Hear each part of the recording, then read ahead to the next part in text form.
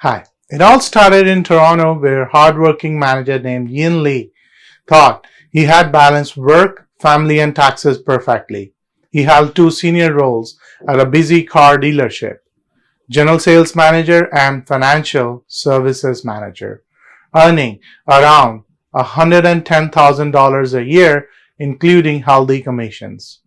Life was hectic, but business was strong.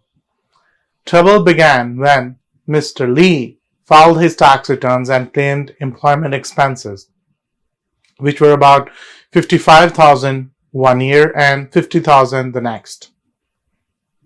To him, those costs reflected what it took him to perform his job: help from family, a vehicle for business errands, and some office technology. But the CRA disagreed. Let's start with assistant. In 2015, Mr. Li said he paid his mother-in-law $24,000 to help him close vehicle sale files from home. She used his laptop to organize dealership records and send him to the accountant. The following year, his wife took over the same task, also for $24,000. When the CRA asked for evidence, there were no payslips, no T4s, no timesheets, and, of course, no bank transfers. He said the payments were credited against rent, groceries, and family expenses.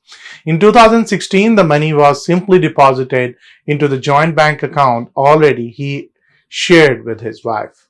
The court looked for proof of a real employment relationship, clear payments, separate control, reasonable pay, and assigned T2200 from his employer, showing that hiring an assistant was a requirement of his job. None of that existed. Without that form, the Income Tax Act does not permit the deduction. The judge also noticed the amount, $2,000 per month, never changed with workload or hours. It seemed more like a household arrangement than salary for employment duties. Next came the car expenses. Mr. Li drove two cars, a BMW and a Toyota, and claimed fuel, insurance, parking, and lease costs. Under questioning, he admitted the Toyota was mainly used for personal errands. For the BMW, he estimated that half of the mileage was business related, mostly trips to the provincial vehicle licensing office to register those cars.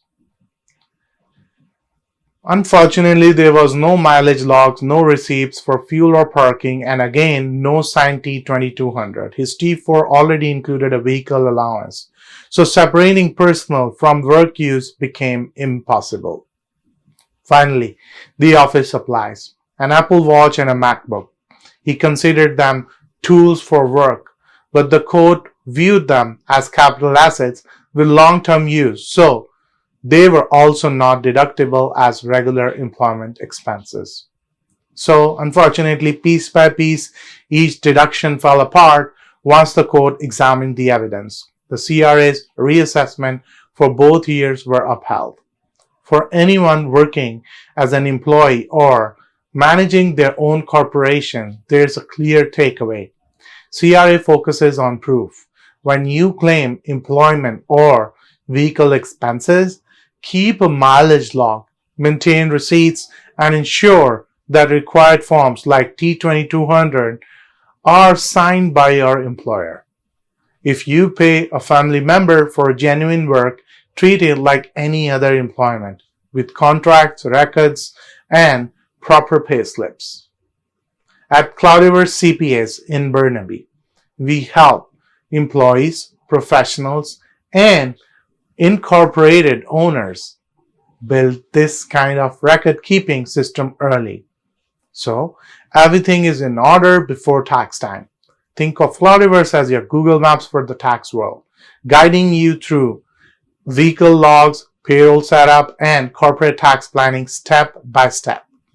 I'm Amandeep Singh from Cloudiverse CPAs. Cases like this remind us that good intentions are not enough. And accurate documentation keeps you safely on course with CRA. Thanks for watching, and I'll see you in my next video. Until then, bye.